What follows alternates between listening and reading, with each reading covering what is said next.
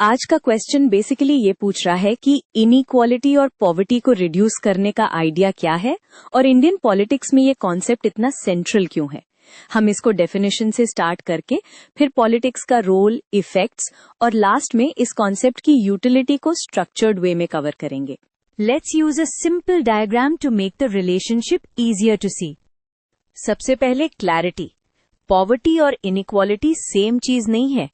Poverty का मतलब होता है बेसिक नीड्स के लिए रिसोर्सेज का शॉर्टेज, जबकि इनइक्वालिटी का मतलब होता है रिसोर्सेज का अनइवन डिस्ट्रीब्यूशन।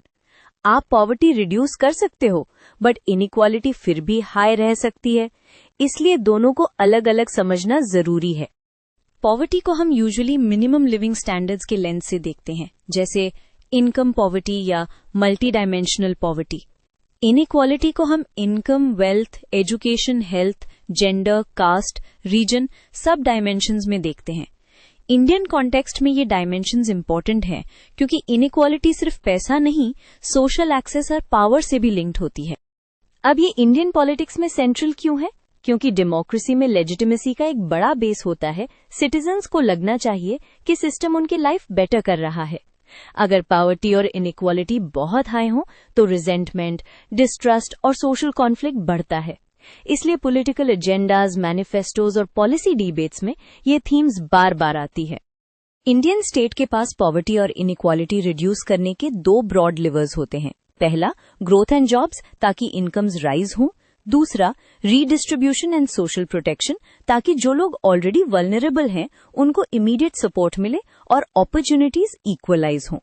पॉलिटिक्स डिसाइड करती है कि बैलेंस क्या होगा, प्रायोरिटी किस ग्रुप को मिलेगी और इम्प्लीमेंटेशन कितनी स्ट्रांग होगी। अब इंडियन पॉलिटिक्स का रोल पॉलिसीज में क्लियरली दिखता है। Welfare schemes, subsidies, rights based entitlements और पब्लिक सर्विसेज। एग्जाम्पल के लिए food security, employment guarantee, cash transfers, health insurance, ये सब पॉवर्टी को डायरेक्टली टारगेट करते हैं।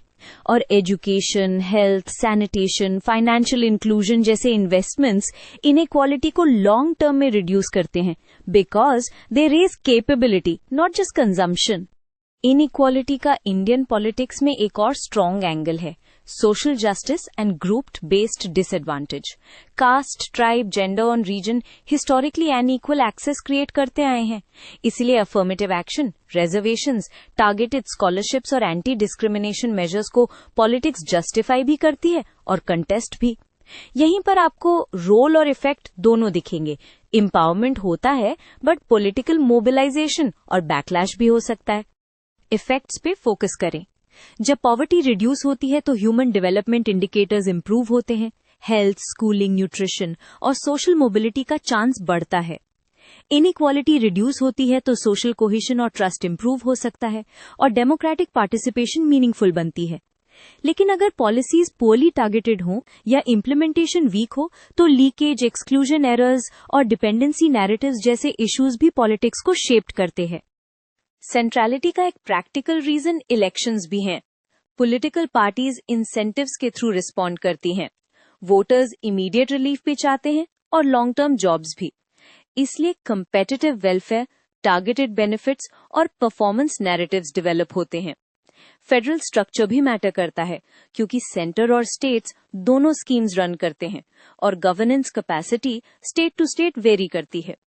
इससे आउटकम्स और इनइक्वालिटी अक्रॉस रीजन्स दोनों अफेक्ट होते हैं। अब कॉन्सेप्ट की यूटिलिटी यानी ये लेंस हमें एनालिसिस और पॉलिसी इवैल्यूएशन में कैसे हेल्प करता है। पॉवर्टी रिडक्शन हमें बताता है मिनिमम लिविंग स्टैंडर्ड्स इंप्रूव हो रहे हैं या नहीं।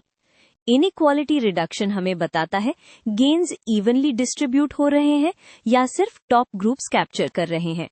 दोनों को साथ देखने से पॉलिसी ट्रेड ऑफ्स क्लियर होते हैं, जैसे ग्रोथ फास्ट हो सकता है बट इनइक्वालिटी बढ़े तो लॉन्ग रन में सोशल टेंशन्स और डिमांड कंस्ट्रेंट्स आ सकते हैं। आंसर को स्ट्रांग बनाने के लिए एंड में आप एक बैलेंस्ड कंक्लूजन दे सकते हो। मैसेज ये होता है, पॉवर्टी और इनइक्वालिटी रिड्यूस करना सिर्फ इकोनॉमिक्स नहीं, पॉलिटिकल चॉइस भी है, because it decides who gets what, when and how. Sustainable reduction के लिए growth with jobs, high quality public services और फेयर इंक्लूजन तीनों चाहिए। और एज अ सिटीजनरी ये कॉन्सेप्ट्स हमें गवर्नमेंट अकाउंटेबिलिटी मेजर करने का टूल देते हैं।